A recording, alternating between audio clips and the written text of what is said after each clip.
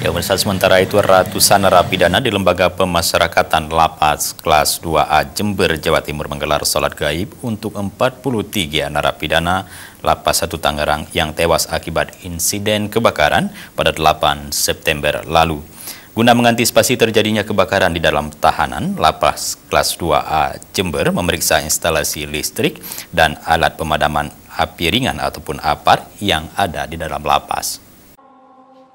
Usai melakukan salat azhar berjamaah, para narapidana Lembaga Pemasyarakatan Lapas Kelas 2A Jember langsung menunaikan salat gaib dan doa tahlil pada Kamis 9 September.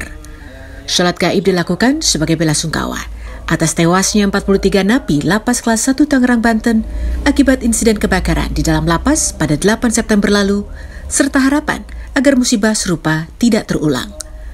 Guna mengantisipasi terjadinya insiden kebakaran di dalam lembaga pemasyarakatan, pihak Lapas Kelas 2A Jember memeriksa kelengkapan alat pemadam api ringan di lingkungan lapas, serta instalasi kelistrikan di dalam lapas, baik di ruang kantor maupun di ruang tahanan. Di samping untuk mengecek kondisi hunian yang ketertiban dan keamanannya, juga untuk mengecek kondisi instalasi listrik yang ada di kamar-kamar hunian.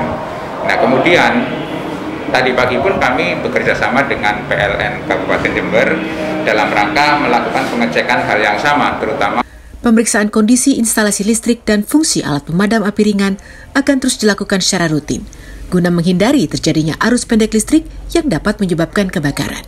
Dari Jember, Jawa Timur, Hamka Agung, Kantor Berita Antara, mewartakan.